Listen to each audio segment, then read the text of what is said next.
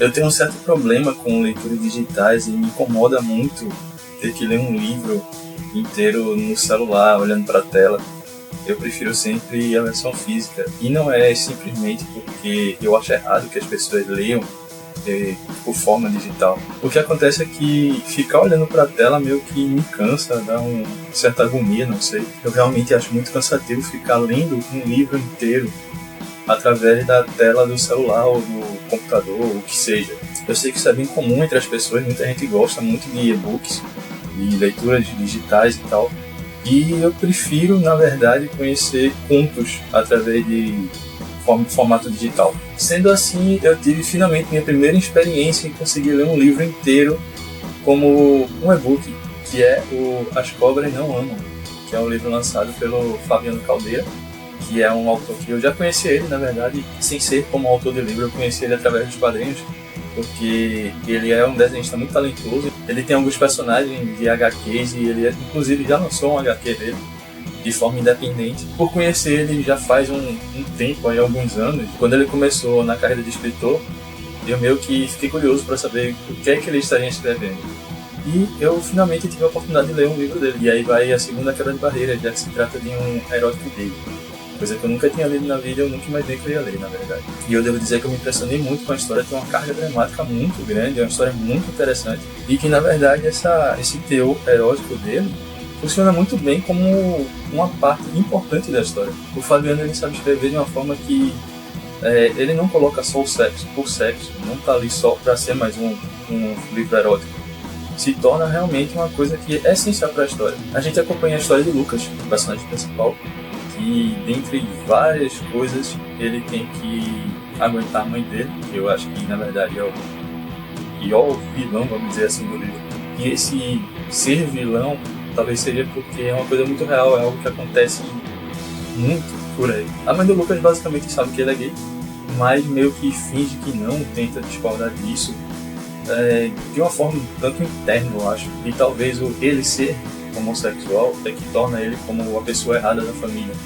Não simplesmente errado por ser gay, mas todas as atitudes que ele faz são erradas, na visão dela. Isso faz com que ela tenha o irmão dele como o filho preferido, chegando até o ponto de fazer o Lucas ter que dar a casa dele para o irmão. Claro que tem toda uma construção e um problema muito grande que acontece com ele até chegar a esse ponto, mas o que fica bem claro é isso, a casa agora é do irmão, porque praticamente o Lucas não tem esse direito todo de ficar com a casa. A gente vê que existe uma mágoa guardada tanto dentro dele quanto dentro dela. Isso vem desde quando ele era pequeno, um adolescente, mais ou menos, e se estende até a vida adulta. E são coisas que, por não serem resolvidas com o passar dos anos, elas só vão piorando e piorando e piorando. É como se você tentasse colocar um pano por cima daquilo, e em vez de resolver como eles acham que aconteceu, ela só vai inflando, e daí, quando forem tentar resolver, finalmente, meio que tudo vai explodir de uma vez só e não vai dar muito certo. Outra coisa que eu acho interessantíssima no livro é o ideal amoroso que o Lucas tem, que ele é apaixonado pelo primo dele, e o primo meio que dá a entender que também gosta dele, só que não é tão gostar assim.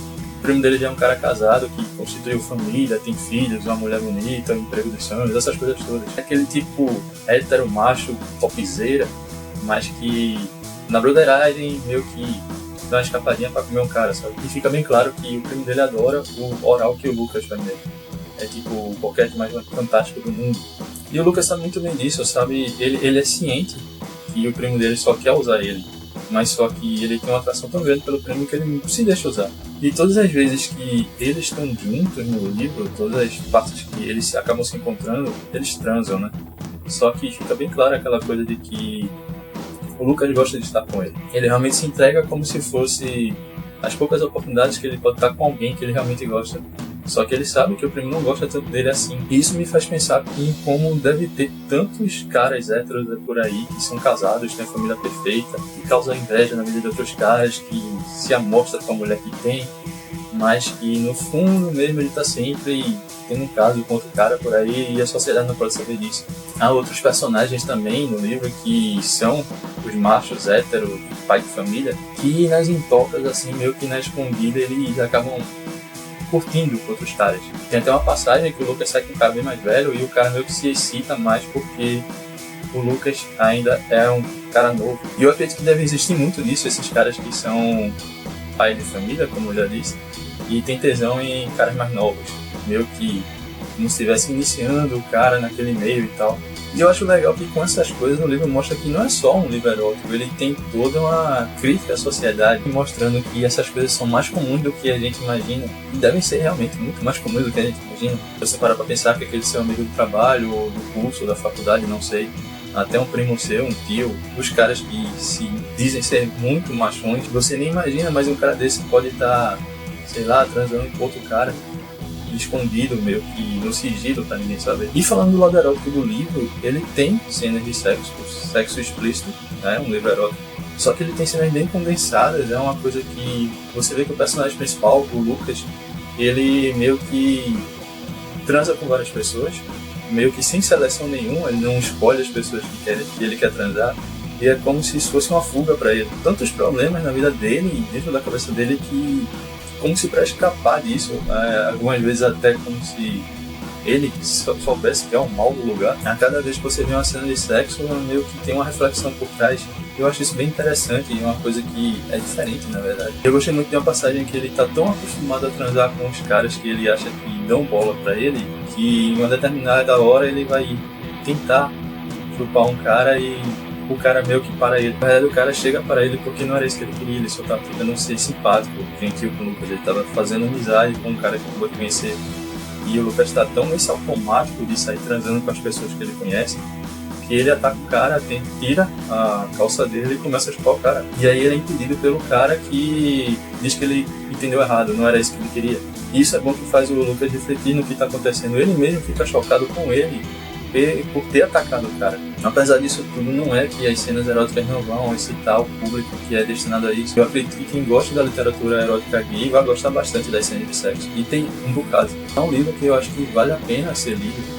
Inclusive, eu acredito que ele deveria ser lançado em formato físico, só tem o formato digital. E se o Fabiano conseguisse lançar o físico, eu acredito que venderia bem. Eu acho que o público dele se agradaria muito desse tipo de livro. A escrita dele é boa, a história é boa. A história é muito boa, na verdade.